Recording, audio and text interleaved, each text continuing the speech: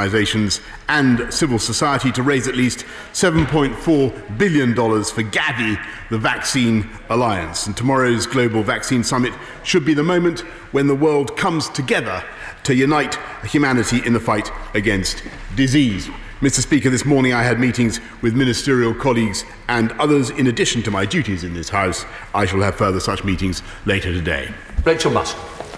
As the Prime Minister obfuscates over his adviser, the real scandal of the coronavirus pandemic has been exposed in the Public Health England report published yesterday. Inequality and poverty. If you are black or Asian, if you are poor, if you have a low-skilled job, the mortality risk is up to double that of the rest of the population, the poorest having the greatest exposure, risk and fate. And now the government is seriously increasing that exposure and risk with its easement announcements. Why won't the Prime Minister publish a full health and economic risk assessment for public scrutiny to protect us all from this deadly virus? Prime Minister. Well, I thank the Honourable Lady for her question. And this government commissioned the review from Public Health England, and we take its findings very seriously, because there obviously are inequalities in the way that the virus impacts on different people, different communities in our country. And my right honourable friend, the Minister for Equalities, the member for Saffron Waldron, will be looking at what next practical steps we need to do to protect all our country from coronavirus. Scott Benson. Thank you, Mr. Speaker. Over the past few weeks, Blackpool has been inundated with visitors, and the images of people not social distancing and leaving our beach strewn with litter have angered my constituents at a time when they are doing the right thing and following the government's advice. The fact that Blackpool has one of the highest local infection rates in the nation has only served to heighten these fears. What assistance is the government providing to areas such as Blackpool to deal with the influx of visitors at a time when local services are already under pressure? Minister.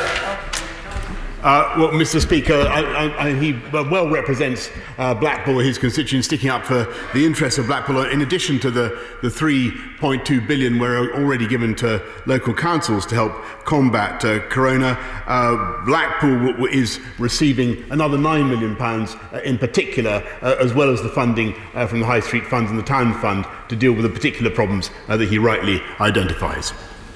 Leader of the Opposition, Sir Keir Starmer. Yeah. Thank you, Mr. Speaker. Can I start by expressing shock and anger at the death of George Floyd? This has shone a light on racism and hatred experienced by many in the US and beyond. I'm surprised the Prime Minister hasn't said anything about this yet, but I do hope that next time he speaks to President Trump, he will convey to him the UK's abhorrence about his response to the events.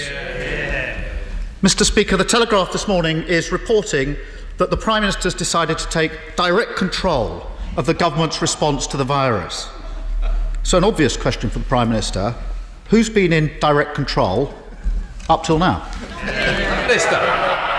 Well, Mr. Speaker, let me begin by associating myself absolutely with what the right honourable gentleman had to say about the death of George Floyd. And I think what happened in the United States was appalling. It was inexcusable. We all saw it on our screens. And I perfectly understand people's right to protest what took place. Though obviously I also believe that protests should take place in a lawful and reasonable way. On his more polemical point, let me just say that this government is, I take full responsibility for everything this government has been doing in tackling coronavirus, and I'm very proud of our record. And if you look at what we have achieved so far, it is very considerable. We have protected the NHS. We have driven down the death rate. We are now seeing far fewer hospital admissions, and I believe that the public understand that with good British common sense, we will continue to defeat this virus and take this country forward. And what I think the country would like to hear from him is more signs of cooperation in that endeavour. Mr. Speaker, he asked for a sign of cooperation, a fair challenge. I wrote to him, as he knows, in confidence 2 weeks ago, to ask if I could help build the consensus for getting children back into our schools. I did it confidentially and privately because I didn't want to make a lot of it. He hasn't replied. Mr. Speaker, this is a critical week in our response to COVID-19. Whereas lockdown and stay at home were relatively easy messages, easing restrictions involves very difficult judgment calls. So this is the week of all weeks where public trust and confidence in the government needed to be at its highest. But as the director of the Reuters Institute, which commissioned a YouGov poll this weekend, said, I have never, in 10 years of research, seen a drop in trust like we've seen for the UK government. How worried is the Prime Minister about this loss of trust? Prime Minister. I'm surprised he should take that tone, Mr. Speaker, since I took the trouble to ring him up, and we had a long conversation in which I briefed the right honourable gentleman about all the steps that we were taking. He didn't offer any dissent at that stage, I may say, Mr. Speaker. He thoroughly endorsed our approach, and I believe that he should continue to endorse it today. I think that he's on better ground and firmer ground when he stands with the overwhelming majority of the British people who understand the very, very difficult circumstances that we are in and who want clarity across the political spectrum, but who believe that we can move forward provided we continue to observe the basic rules on social distancing, on washing our hands, and on making sure that when we have symptoms, we take a test and we isolate. And I think everybody understands that. That's why the incidence of this disease is coming down. And I think his attempts to distract the public from that have not been successful because they continue to pay attention to our guidance. Mr. Speaker, the Prime Minister challenges me on the offer I made to him. This was a confidential letter. I think the best thing I can do is put it in the public domain and the public can decide for themselves how constructive we're being. Mr. Speaker, 2 weeks ago today at the dispatch box, the Prime Minister promised that we will have a test, track and trace operation that will be world-beating. And yes, it will be in place by the 1st of June. But it isn't. And a critical element, the ability of local authorities to respond to local spikes is missing. As one council leader put it to us, we're weeks away from having this fully up and running. We simply weren't given enough warning. The Prime Minister mutters it's not true.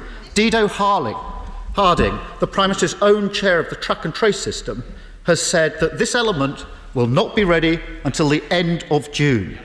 The Prime Minister must have been briefed on this problem before he made that promise 2 weeks ago. So why did he make that promise? Prime Minister. Mr. Speaker, I'm afraid he's casting aspersions on the efforts of tens of thousands of people who have set up a test, track and trace system in this country from a standing start. We now have 40,000 people engaged in this. Every person, thousands of people are being tested, as he knows, every day. Every person who tests positive in this country in the track and trace system is contacted. Then thousands of their contacts are themselves contacted, people they've been in contact with. And I can tell the House, at the moment, as a result of our test, track and trace system, which was up and running on the 1st of June, as I said, Mr. Speaker, contrary to what he said, which was up and running, as a result of their efforts, thousands of people are now following our guidance, following the law, and self-isolating to stop the spread of the disease. Keir Starmer. Mr. Speaker, I welcome that news from the Prime Minister. He didn't put a number on those that have been traced. But as he knows, the number of people testing positive for COVID-19 every day is only a fraction of those actually infected every day. According to the ONS, the number actually infected every day is between 7,000 and 9,000. Assuming up to 5 contacts need to be traced for every infected person, the system probably needs to reach 45,000 people a day. So there's a long way to go. And I'm sure if it is 45,000 a day, the Prime Minister will confirm that in just a minute. But the problem when the Prime Minister used statistics is that the Statistics Authority have had concerns on more than one occasion. Yesterday, in a strongly worded letter to the Health Secretary, the chair of the UK Statistics Authority said that the statistics still fall well short of expectations. He went on to say, "It is not surprising that given their inadequacy, data on testing are so widely criticised and so often mistrusted." Can the Prime Minister see how damaging this is to public trust and confidence in his government? I must say to the Honourable Gentleman, I really do not see the purpose of his endless attacks on public trust and confidence, when what we are trying to do, and I think what the public want to hear from politicians across all parties, are clear messages about how to defeat this virus. Test and trace is a vital tool in our armoury, and contrary to what he says, actually we did by the end of May get up to 100,000 tests a day. And we got up to 200,000 by the beginning of this month, and that was an astonishing achievement, not by government but by tens of thousands of people working to support government. And I think he should pay tribute to them and what they've achieved. Starmer. Mr. Speaker, the Prime Minister is confusing scrutiny for attacks. I have supported the government openly, and I've taken criticism for it, but boy, he makes it difficult to support this government over the last 2 weeks.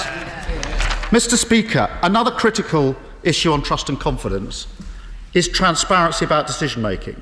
On the 10th of May, the Prime Minister said, on the question of lifting restrictions, if the alert level won't allow it, we will simply wait and go on until we've got it right. At the time when he said that, the alert level was 4, and the R rate was between 0.5 and 0.9. We're now 3 weeks on. Some restrictions have been lifted. So can the Prime Minister tell us what's the alert level now and what's the R rate now? Prime Minister. He knows perfectly well that the alert level does allow it, and indeed he didn't raise that issue with me when we had a conversation on the telephone, and he knows the reason we've been able to make the progress that we have is that the 5 tests have been fulfilled. So yes, the alert level remains at 4, but as Sage will confirm, we've managed to protect the NHS. We've got the rate of deaths down. We've got the rate of infection down.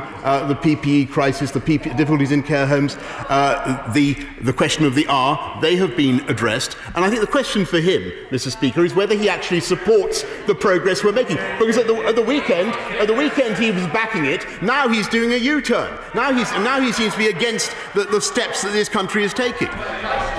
Starmer. I've supported the government in the gradual easing of restrictions. That is why I wrote to the Prime Minister 2 weeks ago, because I could see the problem with schools, and I thought it needed leadership and consensus, and I privately offered to do what I could to build that consensus. That's the offer that wasn't taken up. Mr. Speaker, can I finally turn to the question of Parliament?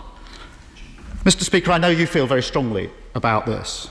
The scenes yesterday of MPs queuing to vote and members being unable to vote were frankly shameful. This should not be a political issue. Members on all sides know that this is completely unnecessary and unacceptable. If any other employer behaved like this, it would be a clear and obvious case of indirect discrimination under the Equalities Act. A clear and obvious case. So can I urge the Prime Minister to stop this and to continue to allow online voting and the hybrid Parliament to resume? Prime Minister. Mr. Speaker, I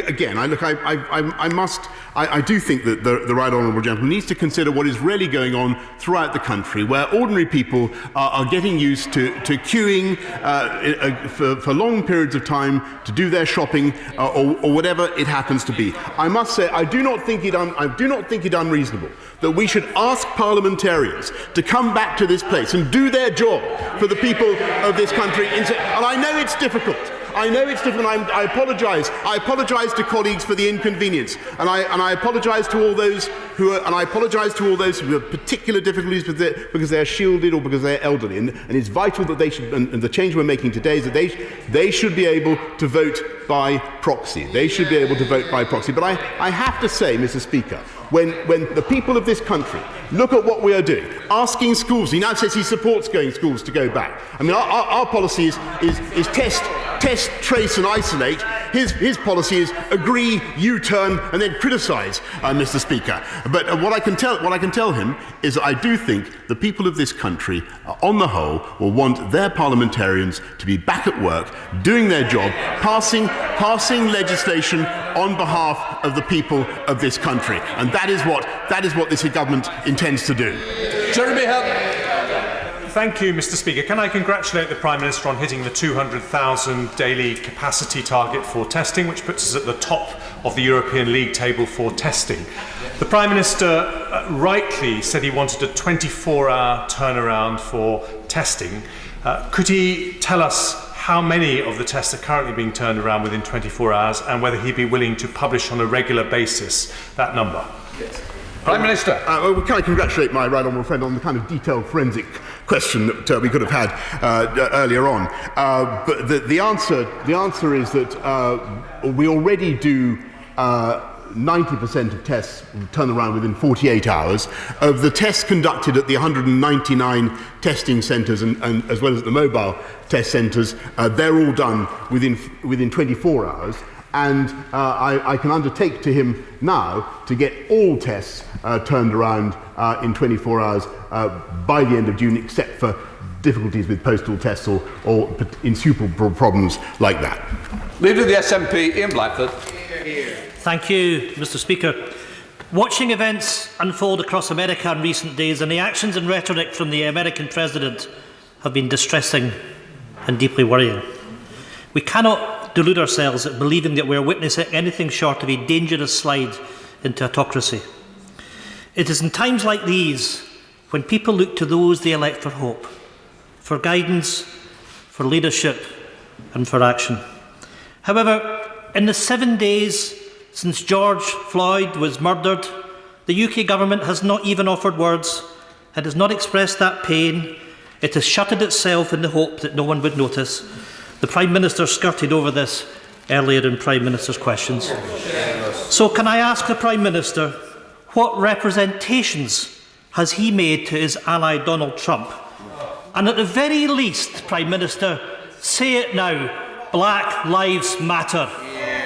Prime Minister. Well, Mr. Speaker, of course Black Lives Matter, and I totally understand the anger, the grief that is felt not just in America but around the world and in our country as well. I totally understand that and I get that. And I also support, as I've said, the right to protest. The only point I would make to the House is that protests should be carried out lawfully and in this country protests should be carried out in accordance with our rules on social distancing.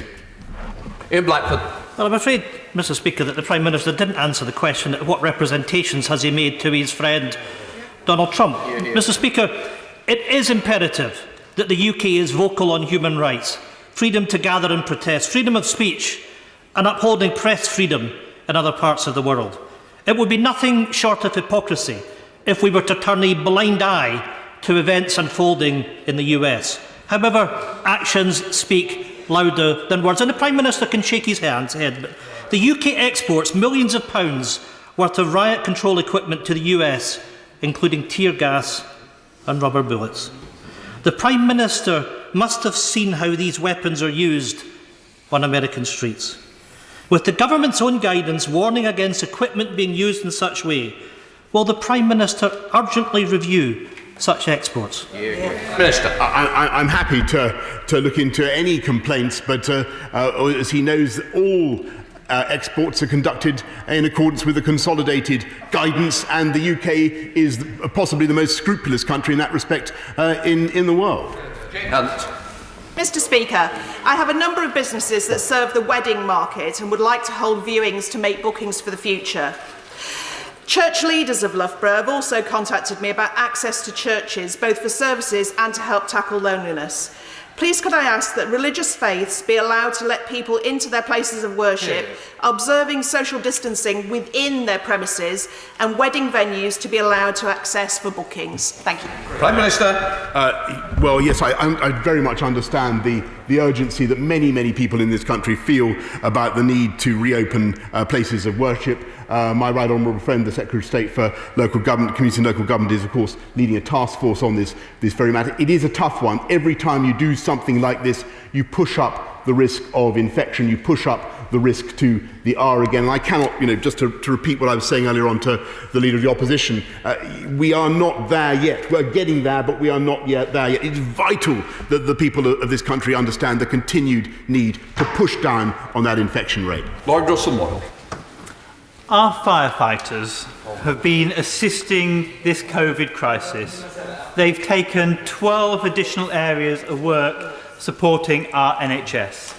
And while they are busier than ever, they're about to face another round of devastating cuts. My local fire authority in East Sussex is planning to remove 10 fire trucks from the county and the loss of frontline firefighters.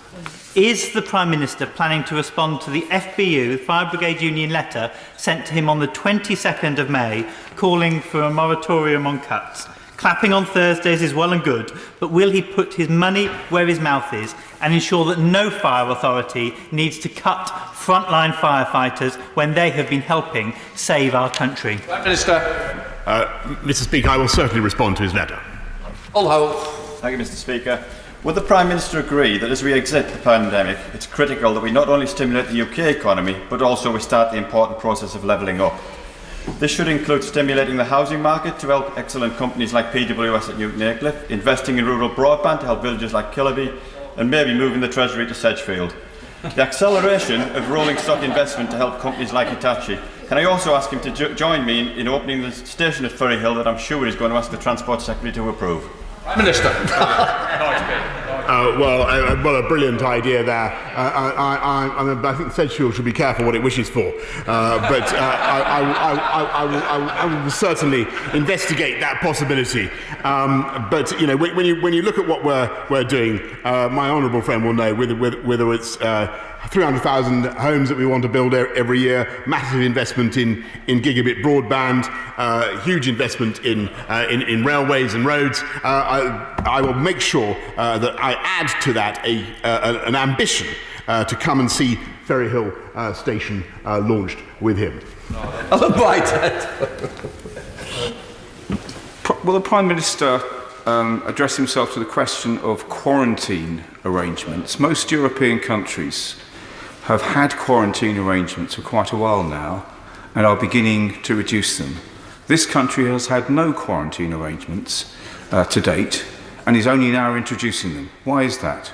Prime Minister. For the simple reason that as we get the rate of infection down with the efforts that we are making as a country, it is vital that we avoid reinfection from elsewhere, and that's why we're doing it. Bill Stride. Mr. Speaker, when my right honourable friend attended the liaison committee last week, he very kindly committed to me to speak to the Chancellor about the possibility of including self-employment income received by way of dividend in the calculation of furlough support. And I wonder whether my right honourable friend had had the opportunity to have that conversation, whether he had some good news for the House, because there are hundreds and thousands of self-employed people up and down this country who need that support. Prime Minister. I'm grateful to my right honourable friend. He raises a very, very important point, and I have an answer of fantastic complexity here before me. But the gist of it is that at present HMRC would be forced to rely on all sorts of information that they would not be able themselves to verify very easily in order to comply with his wishes. But I'm happy to discuss it more fully with him and to write to him in detail. Paul Blomfield. In front of the liaison committee last week, the Prime Minister was clearly shocked to learn that many migrants living and working lawfully in the UK have no recourse to public funds. Without support, many have been forced to continue working in unsafe conditions or have been pushed into extreme poverty. He promised the liaison committee that he would do all he could to help. Scrapping the policy would be the best step. So can he update the House on his progress? Yes, Mr. Speaker.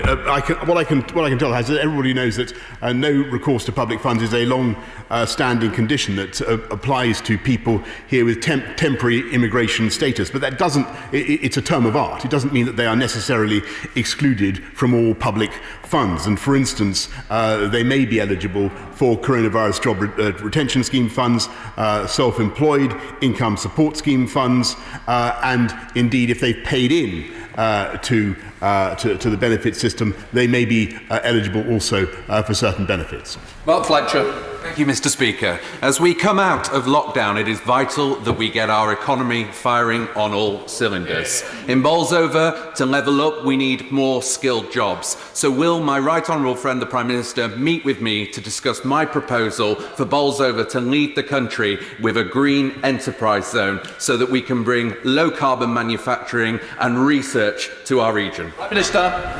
Mr. Speaker, he has exactly the right vision for Bolsover, and it is indeed the vision that I have for the whole country. The green recovery is going to be essential to this country's success in the next few years. I'm happy to meet with him to discuss it. Judith Cummins. Thank you, Mr. Speaker. The Community Secretary has admitted unlawfully overruling his own planning inspector to allow the West Ferry development to go ahead, potentially saving the developer, Richard Desmond, who is a Conservative Party donor, £40 million in tax. He did this just weeks after sitting next to the developer at a Tory fundraising dinner. Given that this was the same scheme that the Prime Minister tried to push through when he was Mayor of London, that reappeared after he entered Downing Street, will he now tell the House what conversations he has had with the Secretary of State about the scheme, and will he publish all relevant correspondence between Number 10 and the departments? Minister. Mr. Speaker, I'm happy to tell the Honourable Lady that I've had no conversations on that matter whatever, nor any exchanges of any kind. Laura Trott. Thank you, Mr. Speaker. The lockdown has seen a rise in antisocial behaviour in my area, including at Lullingstone Castle, where a man sadly died last Thursday evening. My sincere condolences are with his family and friends at this time. This incident shows the need for more visible police in Sevenoaks. Can the Prime Minister confirm that the 147 new police officers promised to Kent will not be delayed, and they will be focused on front-line policing to tackle antisocial behaviour? Prime Minister, will that... Yes, indeed, Mr. Speaker, and that's why this government is going to get on with its agenda of uniting and levelling up, the 20,000 more police officers. In fact, we've recruited thousands already, and I'm pleased to say that the 147 that she identifies coming to Kent, if they haven't actually already got there, I think they've already got there, but if they haven't got there, they're getting there very shortly. Maria Eagle. Thank you, Mr. Speaker. In view of the Health Secretary admitting yesterday that COVID outbreaks are worse in deprived areas and that our great cities have been hardest hit, and the PM's just said he takes these inequalities very seriously earlier in the session, can he now promise me that Liverpool City Council and Knowsley Borough Council will get the full cost of their COVID spend reimbursed, as they were told they would, instead of only half of it, which is what they've been allocated? I raised it with him on the 11th of May, and he promised he'd look into it. I have written to him, but I haven't had a reply. Minister. She has raised it before. I pointed out that we've given an extra 3.2 billion to local government, another 600 million to help them deal with the particular costs of care homes, but I'm happy to write back to her about the particular needs of Liverpool and Knowsley Council. Bob Butler. Thank you, Mr. Speaker. Buckinghamshire Council has been able to help thousands of local businesses thanks to the £91 million grant from the Business Department. But despite the very best efforts of its staff, 13 million remains unclaimed. I and the Council would like all of that money to be able to be given to small businesses that need it to survive, but at the minute that's not allowed. Will my right honourable friend seek to persuade his Cabinet colleagues that this would be a win-win? More help for businesses in need without costing the government a penny more than has already been allocated. We are certainly talking to all councils. I'm grateful to him, and he represents his businesses well in Aylesbury. We're talking to all councils about how they can properly utilise the allocations that they have. Ben Bradshaw. The Public Health Minister told me in an email on May the 22nd that the justification for a 14-day quarantine is, and I quote, where local COVID incidence and prevalence is much lower relative to international incidence and prevalence. It's not, is it? So why is he inflicting, from Monday, a blanket quarantine with no basis in science that will devastate our travel industry and rob British families of their foreign holidays? I'm surprised to hear that criticism from the Labour benches. I thought that the opposition was in favour of looking at the quarantine policy, but the simple reason is to protect, the answer is to protect the British people from the re-importing of that disease once we have driven infection rates down. Rich Smith. Thank you, Mr. Speaker. Aviation was one of the first sectors to take an immediate negative impact from the coronavirus pandemic and will probably be one of the slowest to recover. Will my right honourable friend consider an extension to the furlough for air industry employees through the low season and into 2021? Prime Minister. Mr. Speaker, I'm not going to make a commitment, alas, to extend the coronavirus job retention scheme now, but we will certainly, but he represents the aviation sector, which has been very, very hard hit, and we will look at all the ways we can to support it throughout the crisis. Flora Anderson.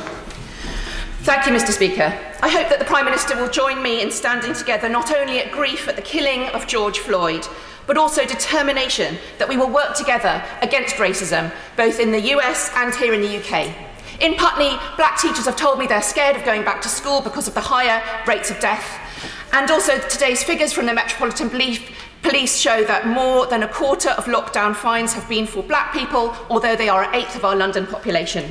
Will the Prime Minister condemn the actions of the American police? Will he freeze the sales of tear gas and rubber bullets? Will he review the lockdown fines? And will he act on the report into COVID deaths so that there aren't more black people dying than white? Sorry, we're not going to get other people in. We've got to be fair to each other. Prime Minister. Okay, well, she raises a very important series of points. I certainly condemn the killing of George Floyd, and we will certainly make sure that everything that we export to any country around the world is in accordance with the consolidated guidance on human rights. Laura Farris. This government has taken the lead on tackling domestic abuse, but there is an ugly dimension that remains unresolved, where men who kill their partners in appalling acts of sexual violence establish in court that she asked for it and avoid a murder conviction. Does my right honourable friend agree that the time is now to end the rough sex defence? Prime Minister. She raises, I thank my honourable friend, she raises an incredibly important point, and we are committed to ensuring that the law is made clear on this point, and that defence is inexcusable. Tim Farron. Mr. Speaker, the virus effectively turned summer into winter for Cumbrian tourism. Ending government funding in October, though, will mean 3 winters in a row, causing severe hardship on top of the already 312% increase we've had in unemployment locally. So will the Prime Minister provide a support package for tourism and hospitality in the lakes, the dales and elsewhere to see them through to the spring of 2021? Prime Minister. I'm grateful to the honourable member. We're certainly looking at all sorts of packages to help the tourism industry, creative ideas to help the tourism industry over the winter period, so that their winter, as it were, can continue to be a kind of summer once we can get things open again. But there are all sorts of packages that we'll be bringing forward, but I don't want to extend some of the schemes that we currently have. Thank you, Mr. Speaker. I'm very proud to tell you that we have 2,500 world-class steelworkers in Scunthorpe. And like steelmakers across this land, they stand ready to make steel for HS2. My right honourable friend, the Prime Minister, has said in this House that he wants to see that happen. Can he reassure me that he will press for HS2 to sign the UK Steel Charter and that steel for HS2 will be made in Britain? Prime Minister. Mr. Speaker, we are doing everything we can to support the UK steel industry and to make sure that as HS2 goes forward that it maximises the use of UK steel, and I'm proud to say that 98% of the companies that have signed up to deliver for HS2 are based in this country. Andy Slaughter. Speaker, when the Prime Minister was forced to publish the review of the risk COVID-19 poses to black and minority ethnic groups yesterday, why did he remove reference to the 1,000 responses to the review, many of which cited structural racism and discrimination as root causes of higher risk? If, unlike Trump, he seeks to represent the whole country he's elected to lead, what action is he going to take to show that in tackling COVID-19 and wider racism in society, Black Lives Matter? Prime Minister. Mr. Speaker, I think the Honourable Gentleman may have missed some of the earlier answers I've given, but he's wrong when he says that this government was somehow forced to publish a review. This government commissioned the review because we take it incredibly seriously. It's our review. And yes, I do think it intolerable that COVID falls in such a discriminatory way on different groups and different communities in our country. And that's why we are going to ensure that our Minister for Equalities takes up that report and sees what practical steps we need to take to protect those minorities. Theresa May. Thank you, Mr. Speaker. My right honourable friend has rightly been focusing on keeping people safe. But that task goes beyond COVID-19. So can my right honourable friend give me the reassurance that as from the 1st of January 2021, the UK will have access to the quantity and quality of data it currently has through PRUM, passenger name records, ECRIS and SIS2, none of which, I believe, should require the ECJ jurisdiction in the UK? Prime Minister. Mr. Speaker, that depends, I'm afraid, on the outcome of our negotiations, as she knows well, but I'm absolutely confident that our friends and partners will see sense and the great mutual benefit in continuing to collaborate in exactly the way that we do. We now come to the end. In order to allow safe exit, honourable members participating in the item of business and safe arrival of those participating in the next, I am now suspending the House for 5 minutes.